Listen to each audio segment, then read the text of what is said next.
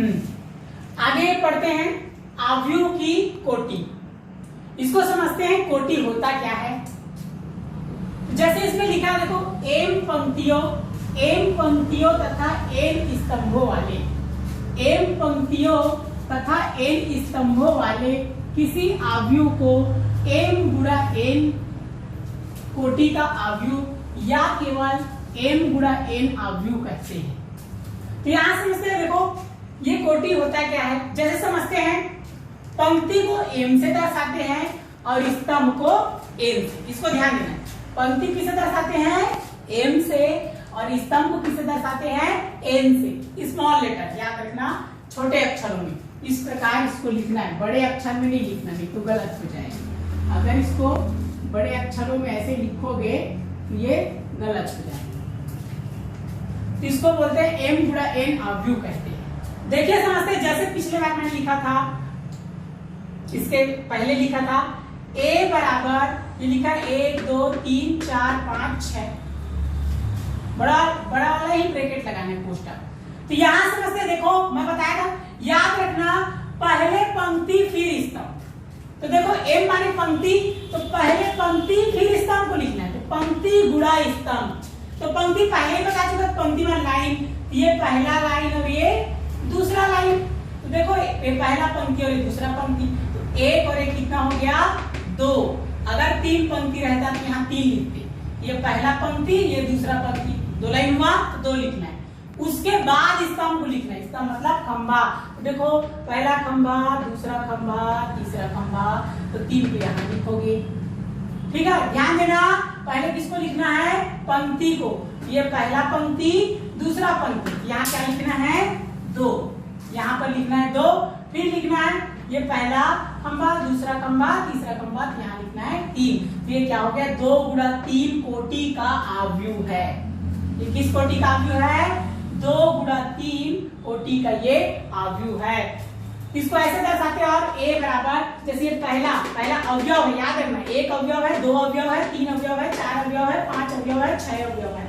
तो किसी भी अवयव को इस प्रकार प्रदर्शित करते हैं, ए आई जे, ए से अवयव को और आई जे से वहां जो नंबर है उसको। आई जे का मतलब होता है, जैसे 1 है, फिर 1 किसमें स्थित है, 1 बस को देखेंगे तो ये पहला पंक्ति और पहला स्तंभ स्थित है। ठीक है, आगे इसके बारे में चर्चा करेंगे।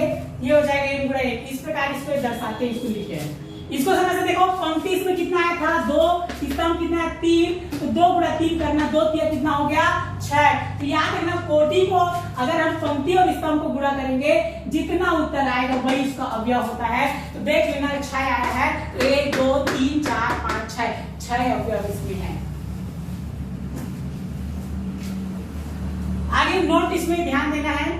फिर यदि इसको और समझ सकते हैं, अगर मान लो इस प्रकार ऐसे लिखा रहता, मान लो ये 2 है, 5 7 8 3 5 2 0, और लिखा गया जैसे मान लो ऐसे ये 5 8 9 2 ऐसे लिखा है।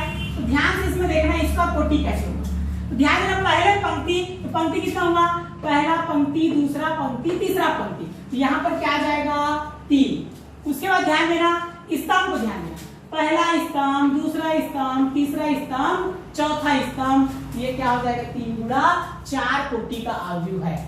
याद रखना है, पहले पंक्ति को लिखना है, बाद में स्तंभ को लिखना है। अब देखो, देखते हैं, 3 चौक 12, तो इसको गिन के देख लो, 1 2 3 4 5 6 7 8 9 10 11 12, हुआ कि नहीं, हो गया ना। तो आगे अब इसको समझते हैं, उम्मीद है आपको ये समझ में आ गया होगा। नोट, इसको नोट पे ध्यान देना है, अवयव के अवयव लिखते समय मध्य में कॉमा नहीं लगाते हैं। कि कॉमा नहीं लगाते हैं, लगाते हैं नहीं ना, हाँ नहीं लगाते हैं। कहने का मतलब कॉमा देखो कहीं भी लगा है क्या, कॉमा कहने का मतलब इस प्रकार ऐसे 1 2 3 4 5 6 कॉमा लगा है कहीं भी क्या, नहीं। अगर इस प्रकार लगाओगे तो ये क्या हो जाएगा, गलत हो जाएगा। इसलिए ध्यान देना है, कॉमा नहीं लगाना है। अब आगे एक सवाल हल करते हैं हम कोटि का। ये एग्जांपल 2 है, एनसीईआरटी प्रश्न है ये। तो इसमें लिखा है, यदि किसी अवयव में 8 अवयव है तो इसकी संभव कोटियां क्या हो सकती है। जैसे इसमें क्या था 6 अवयव, 6 अवयव इसका कोटि हम निकाले 2 गुणा 3। जैसे इसमें कितना अवयव है 12 अवयव, इसका हम कोटि निकाले 3 गुणा 4। तो हमें कोटि अगर पूछ रहा है तो गुणा के रूप में लाना है, ऐसे गुणा के रूप में लाएंगे वही उसका आंसर होगा। तो देखो 8 है तो 8 लिखा है। अब कोई भी संख्या लिखा है तो देखो क्या लिखा है, प्राकृत संख्याओं का क्रमिक युग्म जिनका गुणनफल 8 है। युग्म मतलब होता है जोड़ा, ऐसा जोड़ा जिनको गुणा करने पर 8 है। तो याद रखना अगर किसी का भी हमको कोटि निकालना है ना तो जो भी संख्या दिया है तो वो किसके पहाड़ा में आता है उसको ध्यान देना है। ठीक है, तो हम 8 को समझते हैं।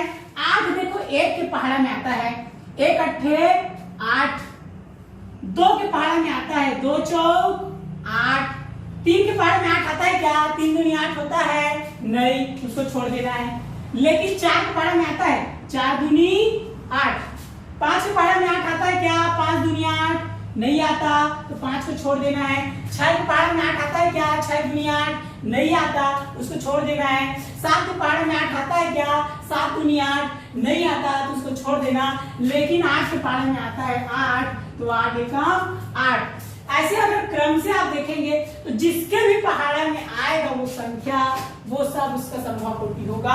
तो देखो कितना हो गया, इसी को लिखे हैं सभी संभव क्रमिक युग्म मतलब जोड़ा, दोनों का जोड़ा होता है। इसी को लिखा है देखो 1 अल्पविराम 8, ऐसे कॉमन लगाना 1 8, इसको जमा के लिख दिया है 8 है, फिर इसमें 2 4 और ये कितना हो गया 4। ऐसे अल्पविराम करके लिखोगे। देखो अभी क्या लिखा है, ये क्रमिक युग्म मतलब उसको जोड़ा है। लेकिन यहाँ लिखोगे अतः संभव कोटियां, तो कोटि को याद रखना गुणा के रूप में लिखना है। अल्पविराम के रूप में लिखोगे तो वो युग्म है उसको जोड़ा है, गुणा के रूप में लिखोगे तब उसकी कोटि है। तो ये इसी को लिखना है 1 गुणा 8, 8 गुणा 1, 2 गुणा 4, 4 गुणा 2, इसको जमा के लिखा हूं वैसे लिखोगे तो भी चलेगा। ये क्या आ गया, इससे 4 संभव कोटियां है, ये इसका आंसर हो गया। देखो एक और समझते हैं, इसी प्रकार जब अवयव में 5 अवयव है तब संभव कोटियां 5 है। कोई भी संख्या है वो किसके पहाड़े में आता है इसको ध्यान देना है। तो 5 देखो 1 के पहाड़ा दूसरा आता है 1 पंचे 5, अब 2 पहाड़ा में 5 नहीं आता, 3 में भी नहीं आता और 4 में भी नहीं आता, डायरेक्ट 5 ही आता है। तो 1 पंचे 5 और 5 एकम 5, तो 1 गुणा 5 और 5 गुणा 1, इसी क्या है संभव कोटियां है। तो कोई भी सवाल आए याद रखना प्राकृत संख्या धनात्मक होती है सदैव, 1 से लेकर अनंत तक की संख्या एक प्राकृत संख्या होती है, माइनस माइनस नहीं लेना है, प्राकृत संख्या को ही लेना है। क्लियर है?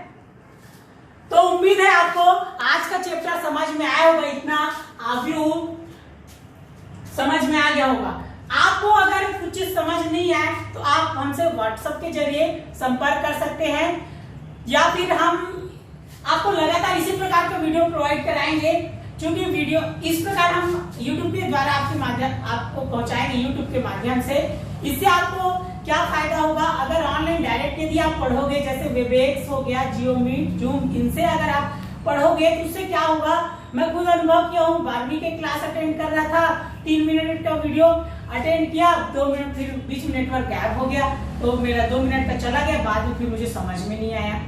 तो उसमें ये सब परेशानी होता है, ग्रामीण एरिया में और अधिकतर परेशानी होता है, नेटवर्क का प्रॉब्लम होता है ना। तो इसमें क्या होगा, ये हम आपको YouTube के माध्यम से भेजेंगे तो आपको क्या होगा, इसको कहीं भी कभी भी किसी समय भी देख सकते हो, अच्छे से आगे पीछे करके देख सकते हो, तो वीडियो आपको बहुत अच्छे से समझ में आएगा। पहले तो ध्यान से आपको देखना है, ठीक है। याद रखना वीडियो को देखने के लिए आपको सो कर नहीं देखना है, बढ़िया टाइम टेबल बनाना है कि किस टाइम पे इसको आपको पढ़ना है, सुबह देखना है कि शाम को देखना है।